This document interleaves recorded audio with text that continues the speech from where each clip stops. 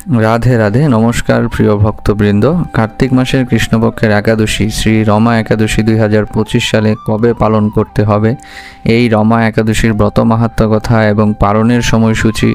যেহেতু এই একাদশী কার্তিক বা দামোদর মাসের প্রথম একাদশী, তাই বিশেষ বিধিনিষেধ, কি খাবেন এবং কি খাবেন না তা বিস্তারিত আজকের এই ভিডিওতে তুলে ধরব। আশা করছি আপনারা সবাই রাধারানীর কৃপায় ভালোই আছেন।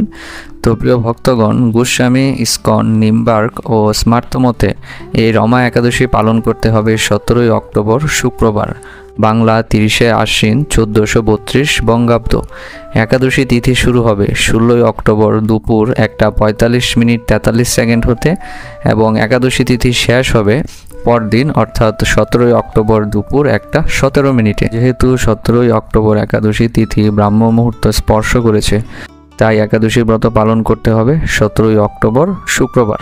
এখন আমরা জেনে নিব রমা একাদশীর মাহাত্ম্য কথা। এক সময় যুধিষ্ঠির মহারাজ শ্রীকৃষ্ণকে বললেন, হে জনার্দন, কার্তিক মাসের কৃষ্ণপক্ষের একাদশীর নাম ও মাহাত্ম্য কৃপা করে আমায় বলুন।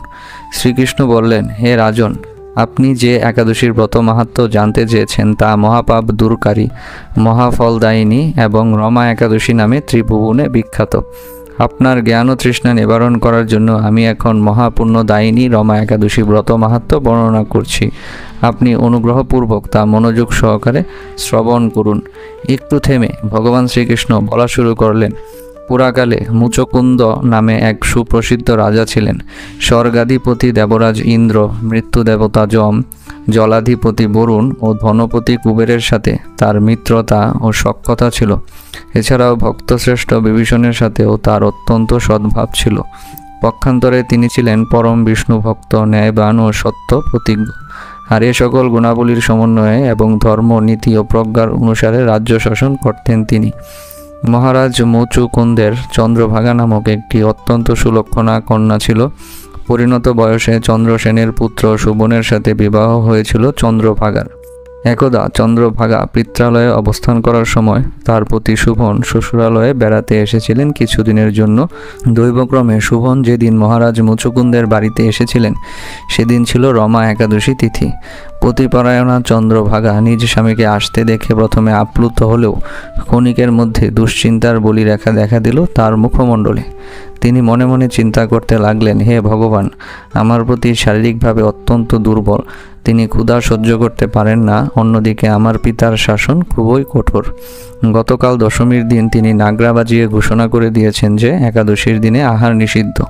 আমি এখন কি করি? চন্দ্রভাগার মনের এই দুটানা বুঝতে পারলেন স্বামী সুবন।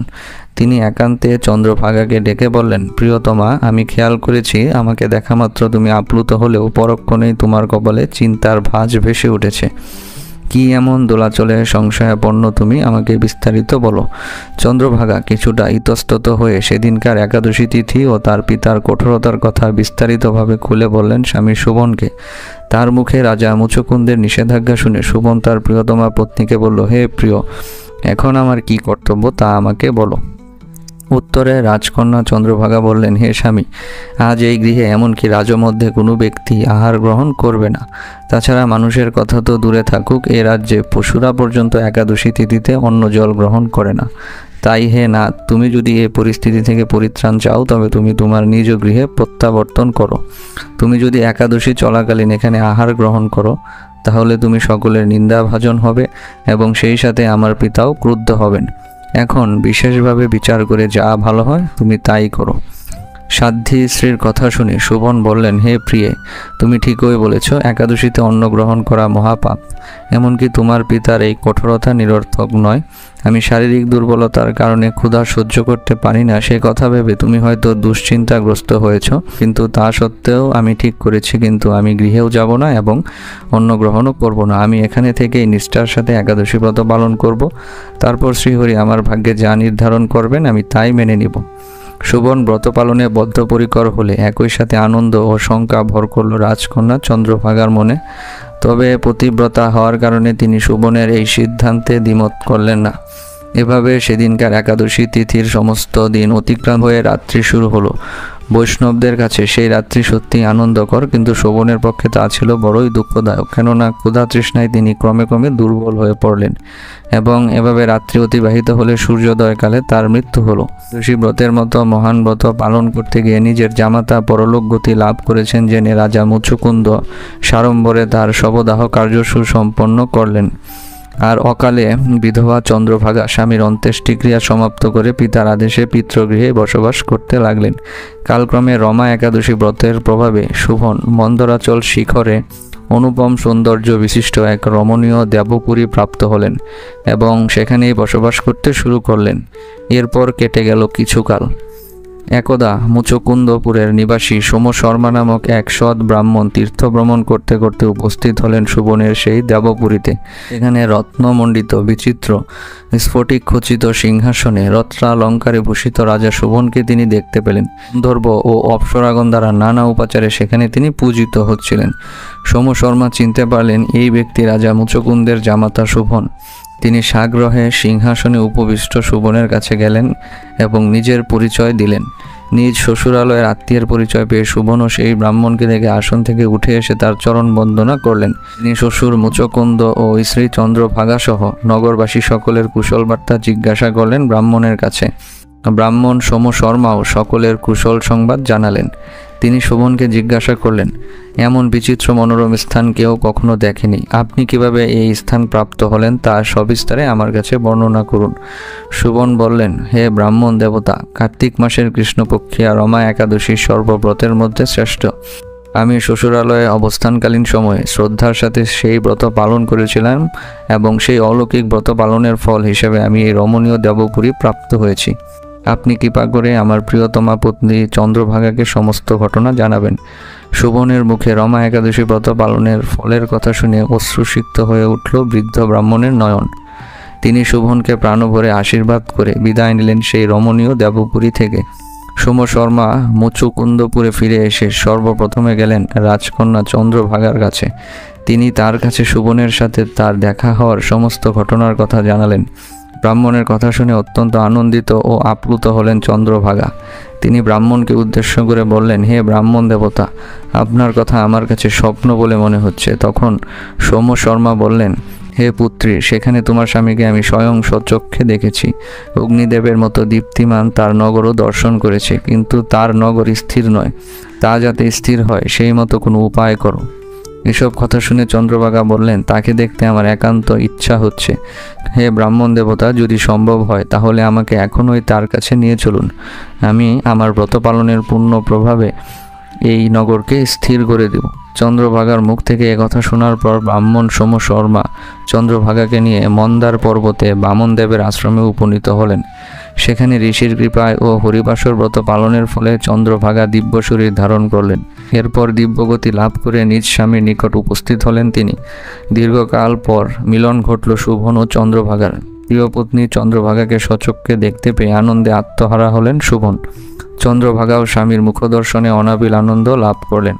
বহুদিন পর স্বামীর সঙ্গ লাভ করে চন্দ্রভাগা অকপটে নিজের পূর্ণ কথা জানালেন। হে প্রিয়, আজ থেকে 8 বছর আগে আমি যখন পিতৃ গিয়েছিলাম তখন থেকেই এই রমা একাদশীর ব্রত নিষ্ঠা সহকারে পালন করতাম। ওই পূর্ণ প্রভাবে এই নগর স্থির হবে এবং মহাপ্রলয় পর্যন্ত থাকবে। এবার আরও একটু বিস্তারিত নিয়ে ভগবান শ্রীকৃষ্ণ বললেন, হে মহারাজ যুধিষ্ঠির, এরপর মন্দারাচল পর্বতের শিখরে শোভন তার স্ত্রী চন্দ্রভাগা সহ দিব্য সুখ ভোগ করতে লাগলেন। আর আমি পাপনাশিনী ও ভক্তি মুক্তি প্রদায়িনী রমা একাদশীর ব্রত মাহাত্ম্য আপনার কাছে বর্ণনা করলাম। যিনি এই একাদশীর ব্রত মাহাত্ম্য শ্রবণ করবেন তিনি সর্বপাপ মুক্ত হয়ে বিষ্ণুলোকে পূজিত হবেন। তাই আমাদের সকলেরই উচিত এই পবিত্র শ্রী রমা একাদশী ভক্তি ভরে পালন করা। এখন আমরা জেনে নিব রমা একাদশীতে কি কি খাওয়া যাবে এবং কি কি খাওয়া যাবে না। একাদশীতে পঞ্চরবি শস্য বর্জন করতে হবে। একাদশীর আগের দিন নিরামিষ আহার করে সংকল্প করতে হবে। একাদশীর সংকল্প মন্ত্রটি হচ্ছে, একাদশাম নিরাহার স্থিতা অহম অপেরহনি ভক্ষামি পুণ্ডরীকাক্ষ শরণম মে ভবাচ্যুত। অনুবাদ, হে পুণ্ডরীকাক্ষ, হে অচ্যুত, একাদশীর দিন উপবাস থেকে এই ব্রত পালনের উদ্দেশ্যে আমি আপনার শরণাপন্ন হচ্ছি।